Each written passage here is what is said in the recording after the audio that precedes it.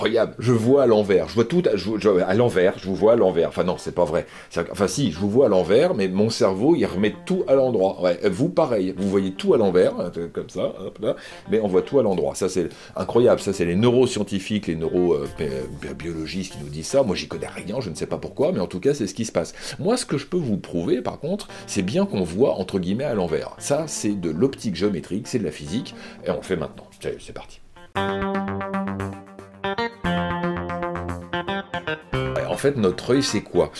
Notre œil, ça peut être schématisé par ce qu'on appelle une lentille convergente. Lentille convergente, c'est le cristallin, c'est ce qu'il y a devant, c'est ce qui va permettre de faire, entre guillemets, la mise au point. Et puis, on a derrière l'œil, ce qu'on appelle la rétine.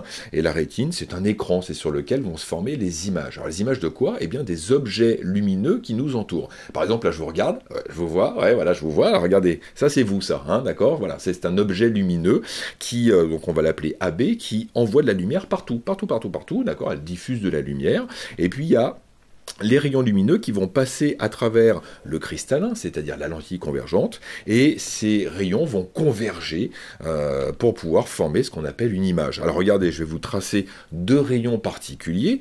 Il y a un rayon particulier qui va être issu de B et qui passe par le centre optique de la lentille, et lui, eh ben, il n'est pas dévié. Voilà, donc on a un rayon lumineux, voilà, qui est issu de B, qui passe par le centre optique, qui n'est pas dévié, et qui voilà, arrive ici sur notre écran, c'est-à-dire la rétine.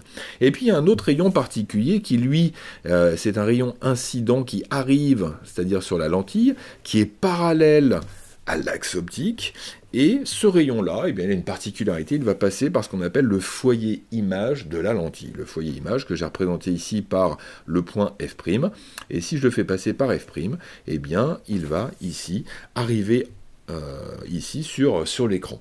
Ces deux rayons lumineux convergent en un point, et ce point, qu'est-ce que c'est? Eh bien, c'est l'image de l'objet B. Donc ici, que je vais appeler par exemple B'. Et puis, par voie de conséquence, puisque cet objet est perpendiculaire à l'axe optique, eh bien l'image va être perpendiculaire aussi à l'axe optique, et donc je vais retrouver sur l'axe optique le point A', qui est l'image de A par la lentille. Et regardez ce qui se passe.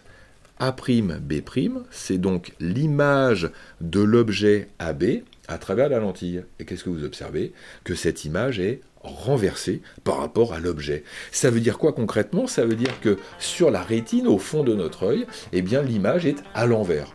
Et le cerveau, alors ça encore une fois, c'est pas mon domaine, mais le cerveau, lui, il va remettre à l'endroit cette image pour que ça puisse correspondre finalement à notre environnement. Voilà donc ici le fonctionnement d'un œil de façon simplifiée. On va résumer avec le cristallin qui va permettre de faire la mise au point sur la rétine. Le cristallin, c'est une lentille convergente. La rétine, c'est un écran. Et puis on va observer des objets lumineux qui vont émettre de la lumière et on reçoit une image qui est renversée sur la rétine. Vous avez tout compris? Non? Oh bah si, quand même. Oh, ah oui, bah tiens, ça c'est bien, ça, n'hésitez pas.